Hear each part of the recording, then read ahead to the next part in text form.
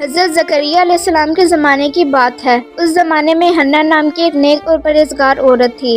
بہت عمر گزر جانے کے باوجود اس کے ہاں کوئی اولاد نہیں ہوئی تھی۔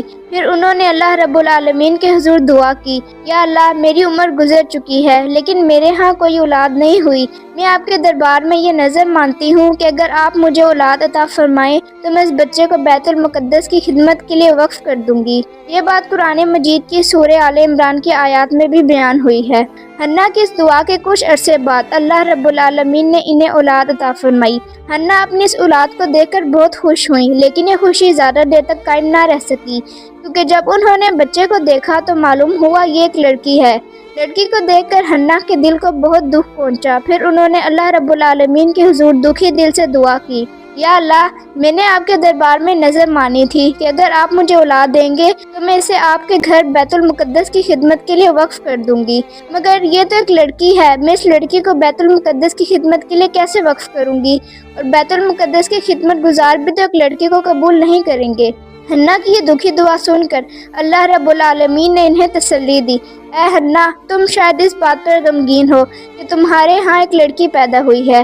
بیت المقدس کی خدمت کا جو معاملہ ہے اس میں تم فکر نہ کرو، تم اس لڑکی کی پرورش کرو اور جب یہ خدمت کے قابل ہو جائے تو اسے بیت المقدس لے آنا، میں اسے قبول کروں گا۔ اللہ رب العالمین کی طرف سے یہ تسلی پانے کے بعد حنا مطمئن ہو گئیں۔ پھر انہوں نے اپنی اس بیٹی کا نام مریم رکھا۔ حنا نے اللہ رب العالمین کے حضور دعا کی، یا اللہ مریم کو اور اس کی نسل کو اپنی رحمت کے لیے قبول فرما لیجئے اور انہیں شیطان کے شر سے محفوظ رکھیے۔ حنا نے مریم کی 7 سال تک پرورش کی۔ اس زمانے میں بیت المقدس کے امام حضرت زکریا علیہ السلام تھے۔ جب مریم 7 سال کی ہو گئی تو ان کی ماں حنا انہیں حضرت زکریا علیہ السلام کے پاس لے گئیں۔ انہوں نے کہا، اے اللہ کے نبی، میں نے ایک منت مانی تھی کہ اگر مجھے اللہ اولاد عطا فرمائیں گے تو میں اسے اللہ کے گھر کی خدمت کے لیے وقف کر دوں گی، لیکن بدقسمتی سے میرے ہاں ایک لڑکی پیدا ہوئی ہے۔ میں نے 7 سال تک اس کی پرورش کی ہے۔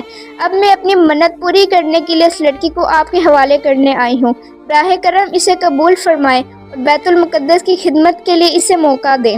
حضرت زکریا علیہ السلام نے حنا کی درخواست پر بیت المقدس کے تمام خدمت گزاروں کو بلایا اور فرمایا، آپ لوگوں میں سے کون ہے جو اس لڑکی کی پرورش کی ذمہ داری قبول کرے گا؟ بیت المقدس کی خدمت گزاروں نے مریم علیہ السلام کے چہرے پر ایک نور کی جھلک دیکھی اور ہر کوئی ان کی پرورش کی ذمہ داری لینے کے لیے بےتاب ہو گیا۔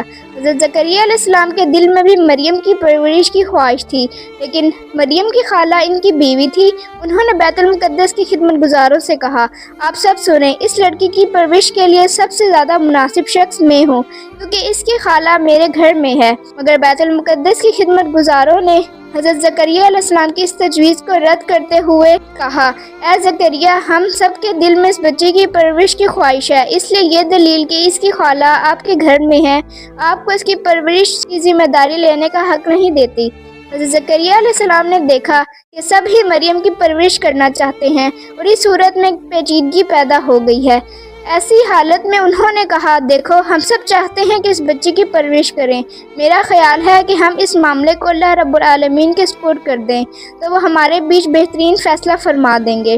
مریم کی پرورش کون کرے گا، اس کے لیے آؤ ہم سب ایک قرآن اندازی لاٹری کا انتظام کرتے ہیں۔ ہم اپنے بے حقال قلم جس سے تورات کی کتابت کرتے ہیں پانی سے بھرے ہوئے ایک پیالے میں ڈالیں گے۔ جس کی قلم ڈوب گئی وہ مریم کی پرورش کی ذمہ داری نہیں لے سکے گا، اور جس کی قلم ٹھہر گئی وہی مریم کی پرورش کی ذمہ داری لے گا۔ بیت المقدس کے تمام خدمت گزار حضرت زکریا علیہ السلام کی اس تجویز سے متفق ہو گئے۔ پھر ان کے سامنے پانی سے بھرا ہوا ایک پیالہ لایا گیا۔ ان سب نے اپنی قلم اس پیالے میں ڈالنا شروع کی۔ سب کی قلمیں اس پانی میں ڈوب گئیں۔ آخر میں حضرت زکریا علیہ السلام نے اپنی قلم اس پیالے میں رکھی۔ دیکھا گیا کہ ان کی قلم معجزانہ طور پر پانی کی سطح پر تیر رہی ہے۔ پھر سب نے متفقہ طور پر فیصلہ کیا کہ حضرت زکریا علیہ السلام ہی مریم کی پرورش کریں گے۔ اس کے بعد حضرت زکریا علیہ السلام نے بیت المقدس کے قریب مریم رضی اللہ تعالیٰ عنہ کے لیے کمرہ تعمیر کروایا۔ وہ ہمیشہ اسی کمرے میں رہتی اور حضرت زکریا علیہ السلام ان کی دیکھ بھال کرتے۔ جب وہ باہر جاتے تو کمرے کو تالا لگا دیتے اور کسی کو اندر داخل ہونے کی اجازت نہ ہوتی۔ ایک مرتبہ حضرت زکریا علیہ السلام مریم رضی اللہ عنہ کو کمرے میں بند کر کے باہر جانا چاہا۔ لیکن انہیں ایک ضروری کام میں مصروف ہو جانا پڑا۔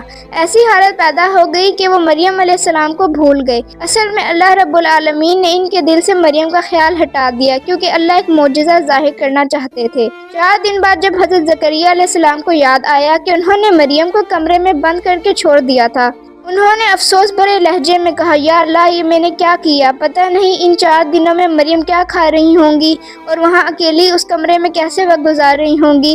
پھر وہ جلد سے جلد بیت المقدس واپس آئے۔ انہوں نے مریم علیہ السلام کے کمرے میں داخل ہو کر دیکھا کہ مریم اللہ رب العالمین کی عبادت میں مشغول ہیں۔ انہوں نے دیکھا کہ کمرے میں مختلف قسم کے پھل اور کھانے موجود ہیں اور ہر کھانے سے خوشبو آ رہی تھی۔ یہ منظر دیکھ کر حضرت زکریا علیہ السلام نے اللہ رب العالمین کا شکر ادا کیا۔ جب مریم نے نماز پوری کی تو انہوں نے حضرت زکریا علیہ السلام کو سلام کیا۔ حضرت زکریا علیہ السلام نے شرمندگی اور دکھ بھرے لہجے میں کہا، مریم، ان کچھ دنوں میں تم کیسی تھی؟ میں ایک بڑی پریشانی میں مبتلا ہو کر تمہیں بھول گیا تھا اور تمہاری دیکھ بھال نہیں کر سکا، مجھے معاف کر دو۔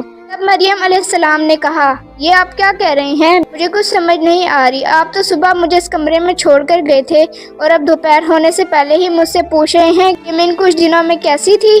صرف ایک ہی دن تو گزرا ہے کہ میں اس کمرے میں بند ہوں۔ حضرت زکریا علیہ السلام مریم رضی اللہ تعالیٰ عنہا کی یہ بات سن کر بہت حیران ہوئے۔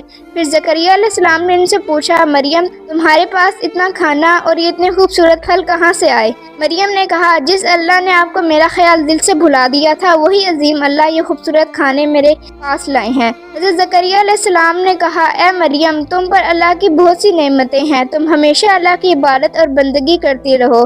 ایک دن اللہ تمہیں ایسی عظمت والا مقام عطا کریں گے جو دنیا کے لیے ایک مثال بن جائے گا۔ اسی طرح مریم رضی اللہ تعالیٰ عنہا بڑی ہوئی اور ایک وقت آیا جب وہ جوان ہو گئی اور اللہ کے نزدیک بہت مقرب ہو گئی۔ ایک دن اچانک ان کے سامنے ایک لمبے قد والا اور چمکدار چہرے والا شخص ظاہر ہوا۔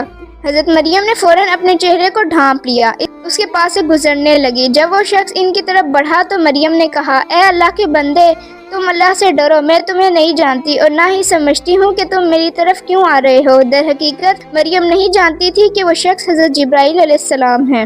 انہوں نے مریم سے کہا، اے مریم، میں تمہارے لیے اللہ کی طرف سے خوشخبری لے کر آیا ہوں۔ تب مریم نے پوچھا، آپ کون ہیں اور کون سی خوشخبری لائے ہیں؟ جبرائیل علیہ السلام نے کہا، میں اللہ کا فرشتہ ہوں اور میں تمہیں اللہ کی طرف سے ایک بیٹا عطا کرنے کے لیے آیا ہوں۔ مریم نے کہا، میرا بچہ کیسے پیدا ہوگا؟ میں نہ تو شادی شدہ ہوں اور نہ ہی کسی مرد نے مجھے چھوا ہے۔ جبرائیل علیہ السلام نے کہا، اے اللہ کی بندی، تمہارے رب نے فرمایا ہے کہ یہ اس کے لیے بہت آسان ہے، وہ اسے انسانوں کے لیے نشانی اور رحمت بنانا چاہتے ہیں۔ یہ فیصلہ اللہ رب العالمین نے بہت پہلے سے ہی کر رکھا ہے، وہ تمہیں بنا کسی مرد کے چھوئے ایک بیٹا عطا کریں گے۔ پھر جبرائیل علیہ السلام نے مریم رضی اللہ عنہا کے چہرے کی طرف ایک پھونک ماری اور غائب ہو گئے۔ اس کے بعد مریم نے فوراً محسوس کیا کہ ان کے جسم کا وزن دگنا بڑھ گیا ہے۔ اس کے بعد وہ بہت فکر مند ہو گئی اور اللہ کے حضور سجدے میں گر پڑی۔ انہوں نے کہا، اے عظیم اللہ، آپ نے مجھ پر ایسی سخت آزمائش ڈال دی کہ اگر یہ لوگوں کے سامنے ظاہر ہو گئی تو میں ان کے لیے قابل ملامت بن جاؤں گی۔ اس کے باوجود آپ کی دی ہوئی ذمہ داری قبول کرتی ہوں، لیکن دنیا میں کسی اور انسان کو ایسی سخت آزمائش میں نہ ڈالنا۔ ایسی آزمائش میں بہت سے لوگ ایمان سے محروم ہو جائیں گے۔ اے مہربان اللہ، مجھے اس آزمائش میں سرخ روح ہونے کی توفیق عطا فرما، مجھے صبر کرنے والوں میں شمار کر دیں اور میری تمام مشکلیں آسان کر دیں۔ کچھ دنوں بعد بنی اسرائیل کے بیچ مریم رضی اللہ تعالیٰ عنہا کے حاملہ ہونے کی خبر پھیل گئی۔ تب ایک شخص آیا اور انہیں دھمکی دیتے ہوئے کہا، مریم، سچ بتاؤ، تمہارے پیٹ میں جو بچہ ہے اس کا باپ کون ہے؟ تم ایک کنواری ہو، کسی مرد کے چھوئے بنا تم حاملہ کیسے ہو سکتی ہو؟ اس لیے سچ بتاؤ، وہ مرد کون ہے جس نے تمہارے ساتھ گناہ کیا؟ اگر تم اس کا نام بتا دو تو ہم اسے مناسب سزا دے سکتے ہیں۔ اس پر مریم رضی اللہ تعالیٰ عنہا نے جواب دیا، میں کچھ نہیں جانتی، میں نے کسی مرد کے ساتھ گناہ نہیں کیا اور نہ ہی کسی نے مجھے چھوا ہے۔ تم جو کچھ دیکھ رہے ہو یہ سب عظیم اللہ رب العالمین کی نشانی ہے۔ انہوں نے ہی مجھے یہ بچہ بنا کسی مرد کے چھوئے عطا کیا ہے اور انہوں نے مجھے خبر دی ہے کہ میرا یہ بچہ اس زمانے کا نبی ہوگا۔ کیا تم بھول گئے کہ حضرت آدم علیہ السلام اور حضرت حوا علیہ السلام کو بھی بنا ماں باپ کے پیدا کیا گیا؟ کیا یہ تمہیں یاد نہیں کہ اللہ رب العالمین جو بے حساب مہربان ہے، بنا ماں باپ کے انسان کو پیدا کر سکتے ہیں، تو کیا وہ بنا ماں باپ کے انسان پیدا کرنے پر قادر نہیں؟ اس کے علاوہ مجھے کچھ معلوم نہیں۔ ان کی یہ ضلالت بھری اور توہین آمیز باتیں سننے کے باوجود حضرت مریم علیہ السلام لگاتار یہی کہتی رہی، میرا یہ عظیم بیٹا اللہ رب العالمین کا عطا کیا ہوا ہے، اس کے علاوہ مجھے کچھ نہیں معلوم۔ آخرکار وہ لوگ تنگ آ کر ان کے پاس سے چلے گئے اور مریم رضی اللہ تعالیٰ عنہ پھر سے اللہ رب العالمین کی عبادت میں مشغول ہو گئی۔ انہوں نے اللہ سے گڑ گڑا کر دعا کی، اے رحم کے سمندر، تو سمندر کو پہاڑ اور پہاڑ کو سمندر بنا سکتا ہے، تو فقیر کو بادشاہ اور بادشاہ کو فقیر بنا سکتا ہے، لہٰذا میرے اس مشکل وقت میں میری بے عزتی کرنے والوں کو تو خود سمجھا دے، میں اس تہمت کی شدت کو برداشت نہیں کر سکتی۔ اسی وقت حضرت جبرائیل علیہ السلام مریم رضی اللہ تعالیٰ عنہ کے پاس آئے اور کہا، مریم پریشان مت ہو، تم پر اللہ کی رحمت ہے، لوگوں کے طعنوں سے نہ گھبراؤ، اللہ جلد ہی الزام لگانے والوں کو مناسب جواب دے گا۔ تم الزام لگانے والوں کو جواب دینے میں اپنا قیمتی وقت ضائع مت کرو، ہمیشہ اللہ کی عبادت میں لگو، اللہ ہر حالت میں تمہاری حفاظت کرے گا۔ اسی طرح مریم رضی اللہ تعالیٰ عنہ روتے ہوئے 10 مہینے 10 دن گزارتی رہی، پھر ایک دن اچانک ان کے درد شروع ہو گیا۔ حضرت مریم رضی اللہ تعالیٰ عنہ تب گھر سے نکل کر ایک بڑے میدان کی طرف روانہ ہو گئی۔ وہ جگہ جہاں مریم رضی اللہ تعالیٰ عنہ بچے کو جنم دینے کے لیے گئی تھی، اس جگہ کا نام بیت الحم تھا۔ یہ جگہ بیت المقدس سے 12 میل دور تھی۔ وہاں پہنچ کر انہوں نے کھجور کے پیڑ کے نیچے پناہ لی، تب ہی ان کا درد اور بھی بڑھ گیا۔ ایک طرف درد کی شدت اور دوسری طرف لوگوں کے طعنوں کا ڈر، اسی وجہ سے مریم رضی اللہ تعالیٰ عنہ بہت بے چین ہو گئی اور کہنے لگی، اے اللہ، کاش میں اس دنیا میں پیدا ہی نہ ہوئی ہوتی، کاش لوگ مجھے بھلا چکے ہوتے تو کتنا اچھا ہوتا۔ اس کے بعد مریم رضی اللہ تعالیٰ عنہ نے ایک خوبصورت بیٹے کو جنم دیا۔ وہ پریشانیوں اور انجانے خیالوں میں ڈوبی ہوئی تھی اور ان کی مدد کے لیے کوئی انسان موجود نہ تھا۔ تبھی اللہ کے فرشتے حضرت جبرائیل علیہ السلام وہاں نازل ہوئے اور انہوں نے مریم رضی اللہ تعالیٰ عنہ کے پاس ایک جنتی چشمہ بہا دیا۔ پھر انہوں نے ہدایت دی، اے مریم، اس چشمے کا پانی پیو اور پیڑ کی کھجوروں کو کھاؤ۔ مریم رضی اللہ تعالیٰ عنہ نے جیسے ہی کھجور کھانے کی تمنا کی، پیڑ کی شاخ جھک کر ان کے قریب آ گئی۔ انہوں نے ہلکا سا شاخ کو ہلایا اور تازہ کھجوریں نیچے گرنے لگی۔ پھر مریم علیہ السلام نے کھجوریں کھائیں اور جھرنے کا پانی پیا، جس سے ان کی حالت بہتر ہو گئی۔ اس کے بعد حضرت جبرائیل علیہ السلام نے فرمایا، اے مریم، تم اپنے اوپر لگائے گئے الزام کی فکر مت کرو۔ اگر لوگ اس بچے کے بارے میں تم سے کچھ پوچھیں تو اشارے سے بتا دینا کہ تم نے روزہ رکھا ہوا ہے۔ بنی اسرائیل کے دور میں روزے کی حالت میں بولنا منع تھا۔ اللہ رب العالمین کی قدرت سے یہ بچہ خود ان سبھی سوالوں کا جواب دے گا۔ مریم علیہ السلام نے اپنے بیٹے کو گود میں لے کر بہت سکون اور اطمینان محسوس کیا۔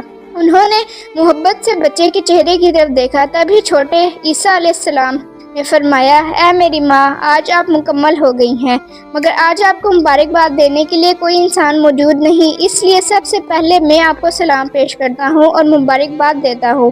میرا سلام اور محبت دل سے قبول کیجیے۔ مریم علیہ السلام اپنے بیٹے کے منہ سے یہ باتیں سن کر حیرانی سے بھر گئی۔ انہوں نے کبھی نہیں سوچا تھا کہ ان کو اپنے بچے کی زبان سے اس طرح کی باتیں سننے کو ملیں گی۔ اس کے بعد انہوں نے بار بار اللہ رب العالمین کا شکر ادا کیا۔ پھر مریم علیہ السلام اپنے بچے کو گود میں لے کر بیت المقدس کی طرف روانہ ہو گئیں۔ کئی دنوں کے سفر کے بعد وہ وہاں پہنچی۔